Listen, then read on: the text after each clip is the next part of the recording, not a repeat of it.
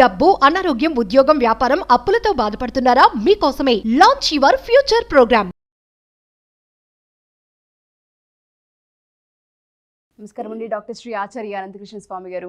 నమస్కారం. చాలా మంది అడిగేది ఏంటంటే క్లాసెస్ ఎక్కడ స్టార్ట్ అవబోతున్నాయి, డేట్స్ ఏంటి అని అడిగే వాళ్ళు చాలా మంది ఉన్నారు. ఫస్ట్ క్లాస్ వివరాలు చెప్పండి సార్. ఓకేమ్మా, ఇప్పుడు మనకి 2024లో మనకి 29 సెప్టెంబర్ వచ్చి అనంతపురంలో ఉందమ్మా. అలాగే 6 అక్టోబర్ వచ్చి విజయవాడలో ఉంటుంది, 20 అక్టోబర్ వచ్చి హైదరాబాద్లో ఉంటుంది, 27 అక్టోబర్ వచ్చి మనకి బెంగళూరులో ఉంటుంది. ఓకే. అలాగే 3 నవంబర్ వచ్చేసి మనకు వైజాగ్లో ఉంటుంది, 10 నవంబర్ వచ్చి తిరుపతిలో ఉంటుంది, 1 డిసెంబర్ వచ్చి మనకి రాజమండ్రిలో ఉంటుంది. ఈ విధంగా వీలైనంత తొందరగా ఎన్రోల్ చేసుకోండి. క్లాసులు చాలా రష్గా ఉన్నాయి. ఓకే, డెఫినెట్గా సార్. 666వ ఎపిసోడ్. ఈ ఎపిసోడ్ కంప్లీట్గా నేను మా ఆడవాళ్ళ గురించి అడగాలి అనుకుంటున్నాను. సో చాలామంది ఆడవాళ్ళకు కూడా బయటికి వెళ్ళాలి, సంపాదించాలి, వ్యాపారాలు చేయాలి, అనుకున్న పనులు అనుకున్నట్టు జరగాలి అని కోరుకుంటూ ఉంటాం. బట్ చాలాసార్లు అవి వ్యతిరేక దిశలో పయనిస్తూ ఉంటుంటాయి. ఏం చేయాలి అంటారు? ఏ విధంగా ముందుకెళ్ళాలి అంటారు? మీ అందరికీ శ్రీకృష్ణుడు అంటే బాగా ఇష్టం కదా, అవునా కదా? అందరూ ప్రేమిస్తారు ఆయన్ని. ఆయన చేతిలో వేణువు ఉంటుంది, ఓకేనా? ఆ వేణువు ఏం చెప్తుంది ఒక్కసారి చూడండి. వేణువు ఏం చెప్తుంది, మనకేం నేర్పిస్తుంది వేణువు అంటే? ఇక్కడ ఏముంటుందమ్మా అంటే, ప్రతి ఒక్క దేవత చేసినాం అంటే అదొక గ్రేట్ కాస్మిక్ ఎనర్జీ. ఆ కాస్మిక్ ఎనర్జీని మనం మామూలుగా మాటలతో చెప్తే అర్థం కాదు కాబట్టి దానికి ఒక రూపాన్ని కల్పించి దాంట్లో కొన్ని ఆయుధాలు పెట్టి అది ఏం చెప్తుంది, ఇదే ఎందుకున్నది, ఇది ఎందుకు లేదు, ఇలా ప్రతిదాన్ని విశ్లేషించడానికి మనకు ఆ రూపాన్ని కల్పించారు మన పూర్వీకులు. అంతే తప్పుడు అక్కడ ఏదో శ్రీకృష్ణుడు ఉన్నాడు, దేవుడు ఉన్నాడు, ఇవన్నీ పక్కన పెట్టండి. మనకు అవగాహన రావడానికి. ఇప్పుడు అమ్మ అంటే ఎలా ఉంటుంది, మన అమ్మ మనం కల్లో కూడా మనకు ఎప్పుడు జ్ఞాపకం వస్తుంది, నువ్వు ఎక్కడికి వెళ్ళినా జ్ఞాపకం ఉంటుంది. ఆ రూపం అనేది ఎప్పుడు నేను పట్టి ఉంచుతుంది. అలా పట్టి ఉంచడానికి ఇవన్నీ రూపాలు తయారు చేయబడ్డాయి మనకి, మన పురాణాల్లో కానీ ఇతిహాసాల్లో కానీ. వాళ్ళు పట్టుకున్న ఆయుధాలు కావచ్చు, వాళ్ళు పట్టుకున్న వస్తువులు కావచ్చు, ప్రతిదానికి ఒక మీనింగ్ ఉంది. మన సబ్జెక్ట్ పరంగా తీసుకుంటే వేణువు ఖాళీగా ఉంటుంది. వేణువు ఎలా ఉంటుంది, ఖాళీగా ఉంటుంది. దాంట్లో కొద్దిగా చెత్త తట్టినా సరే మీకు సరిగా పలకదు. అది అర్థమైందా? దాన్ని తయారు చేసేవాడు కూడా ఎంత శుభ్రంగా తయారు చేస్తాడంటే దాని మూమెంట్ కానీ దాంట్లో కూడా చాలా రకాలు ఉంటాయి వేణువుల్లో. లావుపాటిది, సన్నపాటిది, ఇట్లాంటి రకరకాలు ఉంటాయి. ఏది ఏ రాగానే పలికిస్తుంది అంటే దాంట్లో ఒక్కొక్క ఫ్రీక్వెన్సీ లెవెల్, దాని యొక్క ఆ లెవెల్ ఎంత ఉండాలి, అవన్నీ కూడా ఒక్కొక్కటి తయారు చేస్తాడు. తయారు చేసే ముందు చాలా జాగ్రత్త ఏం చేస్తాడంటే లోపల నుంచి చెత్త అంతా తీసేస్తాడు ఆయన. కాబట్టి మీ లోపల నుంచి చెత్త తీయలేదు కదా, మీకు డబ్బులు ఎలా వస్తాయి, మీరు ఎలా సంపాదిస్తారు, ఎలా బాగుపడతారు. కాబట్టి ముందు మీరు వేణువైపోవాలి. ఓకే, ఖాళీ చేసేయాలి. ఖాళీ వేణువై వచ్చాను భువనానికి అనే ఒక సాంగ్ ఉంది కదా, ఒకసారి ఆ పాటను చాలా చక్కగా వినండి. దాని యొక్క గొప్పతనం అర్థమవుతుంది, మీకు అర్థమైంది. కాబట్టి ఏం చేయాలి, మీరేం చేస్తాను, నేను గతంలో కూడా స్టార్టింగ్లో కూడా మనం లేడీస్ ఎపిసోడ్ స్టార్ట్ చేసినప్పుడు, మొదలుపెట్టినప్పుడు నేను ఎన్నోసార్లు చెప్పాను, మీకు సెంటిమెంట్ ఎక్కువ. అది పోతే కానీ మీరు బాగుపడరు అన్నాను. కొన్ని రోజులు బాగానే ప్రాక్టీస్ చేశారు, చాలామంది ప్రాక్టీస్ చేశారు. నిజంగానే బాగుంది గురుగారు అన్నారు, క్లాస్లకు కూడా వచ్చారు. ఆ వీడియోలు బాగున్నాయి, మీరు చెప్పినవి మేము ఖచ్చితంగా మారుతామని అన్నారు. మళ్ళీ అదే లంపటంలో పడిపోయారు. అటాచ్ అయిపోతాం సార్, ఎమోషన్స్, సెంటిమెంట్స్. నేనేమంటానంటే, నేను ఎన్నోసార్లు చెప్పాను, ఫస్ట్ ఆఫ్ ఆల్ ఏం చేస్తారంటే, ఈ సమాజం వేరు, ఓకే? ఇప్పటివరకు మీరు చూసినటువంటి సమాజం వేరు, ఓకే? ఇప్పటివరకు మీరు విన్నటువంటివి ఏవైతే ఉన్నాయో అవన్నీ వేరు, ఓకేనా? ఇప్పుడు నీ అంతర్లీనమైనటువంటి ఒక నాదాన్ని వింటున్నావు, ఆ శబ్దం వేరు. ఎప్పుడైతే దాన్ని వినదలిచినావో ఈ ప్రపంచం అంతా వేరుగా కనిపిస్తుంది, ఈ లోపల ప్రపంచం అంతా వేరుగా కనిపిస్తుంది, ఓకేనా? నేను అందుకే మరీ చెప్తాను. నేను ఎన్నోసార్లు నా క్లాస్లోకి రమ్మని నేను ఎక్కడ చెప్పలేదు, నా క్లాస్లోకి వీడియోలో కూడా నేను చెప్పాను, నా క్లాస్లోకి రమ్మని నేను ఎక్కడ చెప్పలేదు. ఎందుకు చెప్పలేదంటే, నువ్వు యోగ్యమైనప్పుడే నా క్లాస్కి వస్తావు, ఒకటి. 2, ఈ ప్రపంచంలోకి వచ్చామంటే దాన్ని మర్చిపోవాలి. మనం స్టార్టింగ్లో ఒక వీడియోలో చెప్పుకున్నాం, మనం నది ఉంది, ఒక పడవ ఉంది, ఇటంతా మన బంధువులు, మన భార్య, పిల్లలు, వీళ్ళందరూ ఉన్నారు. మనం ఆ పడవలో అటువైపు వెళ్ళాం, అటువైపు ఐశ్వర్యం, డబ్బు, సంపద అన్నీ ఉన్నాయి, కనిపిస్తున్నాయి ఇక్కడి నుంచి. ఈ పడవలో అటువైపు వెళ్ళాం. వెళ్ళిన తర్వాత మీకు ఈత రాదు, ఓకేనా? ఇప్పుడు ఎమ్మటి ఆ పడవను కాల్ చేయాలి, లేకపోతే మళ్ళీ ఇటు రావాలనిపిస్తుంది. మీకు ఈత రాదు కదా, కాల్ చేయలేదనుకో ఇటు భార్య, పిల్లలు, వీళ్ళందరూ కనిపిస్తారు కదా మనకి, అటాచ్ అయిపోతారు, అలా అరుస్తుంటారు కదా ఇటు నుంచి. అప్పుడు మీకు రావాలనిపిస్తుంది.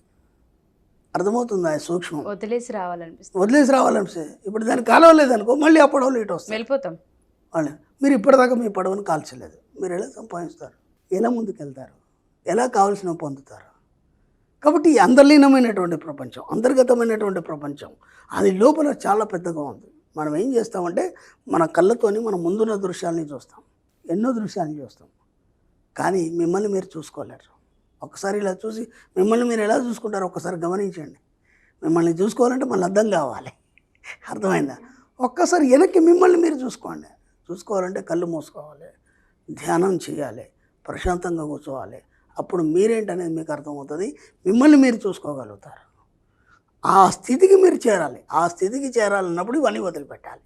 నేను చెప్తున్నాను కదా, ఈ ప్రపంచం అంతా వేరు, మీ అంతర్గత ప్రపంచం వేరు. ఇది ఎంత అద్భుతంగా ఉంటుందంటే అసలు అన్నీ నేర్పిస్తుంది. మీకు ఏం కావాలో అన్నీ ఇస్తుంది. నేను 100,000 సార్లు చెప్తున్నాను, మీకు ఏం కావాలో అన్నీ ఇస్తుంది, మీకు అన్నీ నేర్పిస్తుంది. మీరు ఎలా జీవించాలో నేర్పిస్తుంది, మీరు ఎలా ఉన్నతంగా ఉండాలో నేర్పిస్తుంది, మీరు ఏది కోరుకుంటే అది ఇస్తుంది, మిమ్మల్ని ఉన్నతుల్లో తీర్చిదిద్దుతుంది, మిమ్మల్ని ఆదర్శవంతులుగా తయారు చేస్తుంది. కానీ మళ్ళీ ఆ పడవతో వెనకాలికి పోవాలని అనుకోవద్దు. దాన్ని కాల్ చేయాలి ఫస్ట్. కాల్ చేయాలి, దాన్ని కాల్ చేస్తేనే మళ్ళీ నువ్వు అటు పోలేవు. అందుకని ఏం చేస్తానంటే మన సబ్జెక్టులు అంటే ఎలాగైనా ముందు పడవని కాల్ చేయాలి. అసాధ్యం కదా ఇది, మీతో ఎలా అంటారు, దాన్ని ఎలా పొందుతాం సార్? చాలా మంది పొందారమ్మా మన క్లాస్కి వచ్చిన తర్వాత. నేను అలాగని చెప్పేసి బాధ్యతలు వదిలేమంటానులే, బాధ్యతలు నెరవేర్చాలి. భర్త పట్ల, పిల్లల పట్ల, సమాజం పట్ల మనకు బాధ్యత ఉంది. మనము సమాజంలో ఉన్నాం, వీటన్నిటి పట్ల బాధ్యతలు వహించండి. కానీ మీ ప్రపంచం వేరు. నిరంతరం డబ్బు, సంపద, ఐశ్వర్యం వైపు ఆలోచించాలి. దాన్ని నిరంతరం మీ మనసులో నింపాలి.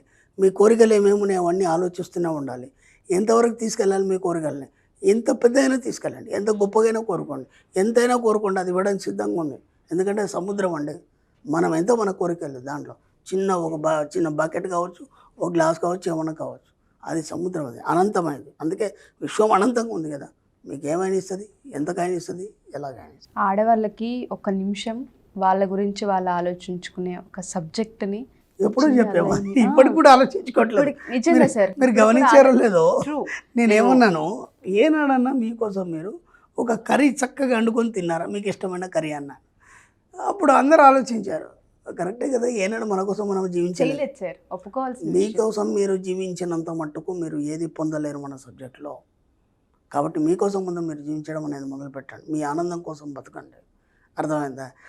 ఎప్పుడో బానిసల్లాగా పని చేసుకుంటూ ఇంట్లోనే కూర్చోవడం కాదు. బయట వచ్చి కూడా కొందరు చాలామంది ఆడవాళ్ళని చూశాను, నేను స్త్రీలను చూశాను. వాళ్ళందరూ కూడా ఏదో నేను సాధిస్తున్నాను అనుకొని చెప్పేసి ఏదో పెద్ద జాబ్ చేసి ఒక కారులో వచ్చి ఇచ్చేసి మళ్ళీ ఇంటికి వచ్చినాక మళ్ళీ అది చేస్తున్నారు. చేయొద్దని అంటానులే, అది బాధ్యతనే. కానీ అక్కడ మళ్ళీ ఏం ఫీల్ అవుతున్నారంటే మీ యొక్క ఉన్నతత్వాన్ని కోల్పోయి మళ్ళీ ఒక గృహిణిలాగానే ఫీల్ అయ్యి మళ్ళీ దాంట్లోనే మునిగిపోవడము, మళ్ళీ మీ యొక్క స్టేటస్ని లేకపోతే మీ యొక్క ఇదాన్ని మర్చిపోవడం అనేది జరుగుతుంది. ఎందుకంటే దాన్ని అలా పట్టి ఉంచినప్పుడే ఇంకా పెరుగుతుంది. దాన్ని పట్టి ఉంచలే అనుకోండి మళ్ళీ డౌన్ అయిపోతారు. అంతకంతకు ఇంకా రెట్టింపు పెరగాలి కదా, మనం ఇంకా పెరుగుతూనే ఉండాలి. కాబట్టి చాలా బాధాకరమైన విషయం ఏంటంటే నేను ఈ క్వశ్చన్ అడగగానే చాలామంది బాధపడ్డారు. కరెక్టే కదా, మాకోసం మేము ఏనాడు కూడా ఒక కర్రీ కూడా చేసుకొని తినలేదు, మాకోసం మేము ఇష్టమైనది ఒక వస్తువు కొనుక్కొని తినలేదు. ఎప్పుడు పిల్లల గురించి ఆలోచిస్తాం, భర్త గురించి ఆలోచిస్తాం. కానీ మార్పు వచ్చింది మన వీడియోల వల్ల. దాదాపు చాలామంది మార్పు వచ్చారు. ఇప్పుడు చాలామంది లేడీస్ వస్తున్నారు క్లాస్కి. నాకు ఇంకా చాలా సంతోషకరమైన విషయం ఏంటంటే ఎక్కువగా యూత్ వస్తుంది. నేను కోరుకుంది అదే, ఎందుకంటే యూత్కి దిశానిర్దేశం లేదు, తెలియదు. ఇప్పుడు ఒక డిగ్రీ సర్టిఫికేట్ తీసుకొని బయటకు వచ్చినాక ఆ వ్యక్తి ఏం చేయాలనేది అర్థం కాదు. ఒక పీజీ చేసిన పిల్లాడు బయటకు వచ్చిన తర్వాత ఏం చేయాలని అర్థం కాదు. ఉద్యోగాల వేటలో ఏదో ప్రైవేట్ జాబ్ చేస్తూ తిప్పి కొడితే పీజీ చేసినవాడు, అప్పట్లో పీజీ చేసినవాడు అంటే చాలా గ్రేట్. మా పీజీ చేశాడా, వాడు ఏదో పెద్ద హెచ్ఎంఓ ఇంకేదో లేకపోతే ఒక ప్రొఫెసరో లెక్చరో ఉండేది. ఇప్పుడు పీజీ అసలు లెక్కలేదు. అది ఎంత తిప్పి కొడితే 15,000 జీతమే.